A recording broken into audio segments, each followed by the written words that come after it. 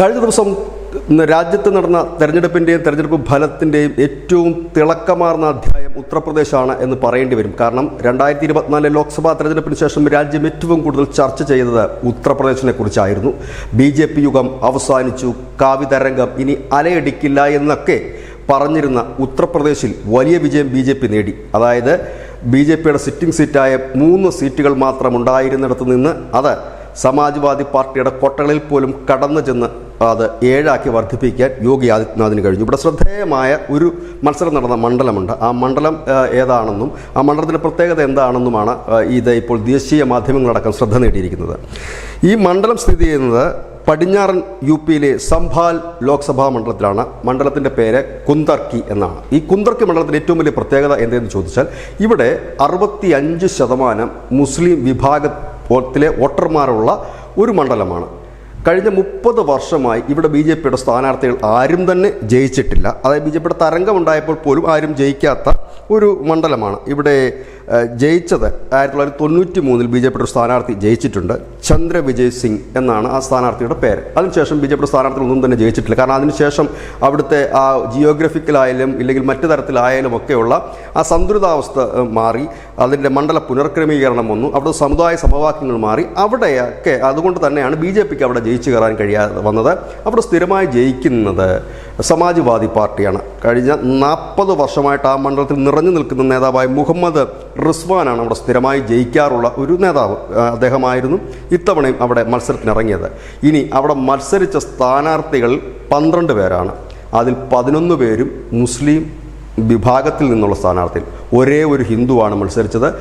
അത് BJPയുടെ സ്ഥാനാർത്ഥിയായിരുന്നു. അവിടെ BJP തന്നെ എഴുതിത്തള്ളിയ ഒരു സീറ്റാണ്. അത് ലഭിക്കില്ല എന്ന് തന്നെ BJPയുടെ എല്ലാ നേതാക്കളും ഒന്നടങ്കം പറഞ്ഞിരുന്ന ഒരു സീറ്റാണ്. അവിടെ യോഗി ഒരു ഹിന്ദുവിനെ തന്നെ സ്ഥാനാർത്ഥിയാക്കി. ആ സ്ഥാനാർത്ഥിയുടെ പേര് രാംവീർ താക്കൂർ. ഇന്നലെ ഫലം വരുമ്പോൾ ആ സ്ഥാനാർത്ഥി ജയിച്ച വോട്ടിൻ്റെ കാര്യം കേൾക്കുമ്പോഴാണ് BJPക്കാർക്ക് പോലും അമ്പരപ്പ്. 1,40,000 വോട്ടിൻ്റെ ഭൂരിപക്ഷത്തിനാണ് ആ നിയമസഭാ മണ്ഡലത്തിൽ നിന്ന് അദ്ദേഹം ജയിക്കുന്നു എന്ന് പറയുമ്പോൾ ഇതൊക്കെയാണ് ഹീറോയിസം എന്ന് നമുക്ക് പറയേണ്ടി വരുന്നത്. കാരണം നമുക്കറിയാം, ഒരു നിയമസഭയിലെ ഭൂരിപക്ഷമൊക്കെ ഈ 1,40,000 ഒക്കെ എത്തുക എന്ന് പറഞ്ഞ നിസ്സാര കാര്യമല്ല. കാരണം ഒരു മുസ്ലിം കോട്ട, സമാജ്വാദി പാർട്ടിയുടെ കോട്ട, BJP തരംഗത്തിൽ പോലും BJPക്ക് ഒരു സീറ്റിൽ ലഭിക്കാതിരുന്ന ഒരു ഇടത്ത് ഒരു ഹിന്ദുവിനെ തന്നെ മത്സരിപ്പിച്ചുകൊണ്ട് അയാളുടെ ഭൂരിപക്ഷം, ആ സ്ഥാനാർത്ഥിയുടെ ഭൂരിപക്ഷം 1,40,000 എത്തിക്കണം എങ്കിൽ ടോട്ടൽ വോട്ട്, അതായത് ഏറ്റവും കൂടുതൽ ഈ ബൈപ്പോളിൽ ഏറ്റവും കൂടുതൽ ഉത്തർപ്രദേശിൽ പോളിംഗ് നടന്ന ഒരു മണ്ഡലം ഈ കുന്തർക്കിയായിരുന്നു. അവിടെ ഏതാണ്ട് വോട്ടിംഗ് നടന്നിടത്തുനിന്ന് ഒരു 60-70% വോട്ടും ഈ സ്ഥാനാർത്ഥിക്ക് തന്നെ ലഭിച്ചു എന്ന് പറയേണ്ടി വരും. കാരണം ഹിന്ദു ഏകീകരണം ഉണ്ടായാലൊന്നും അവിടെ BJP ജയിക്കില്ല. കാരണം അതിനും മുകളിലാണ് മുസ്ലിം വിഭാഗത്തിൻ്റെ വോട്ടും മറ്റും. ഇത് എങ്ങനെ സാധ്യമാക്കി എന്നൊരു ചോദ്യം സ്വാഭാവികമായി ഉണ്ടാകും.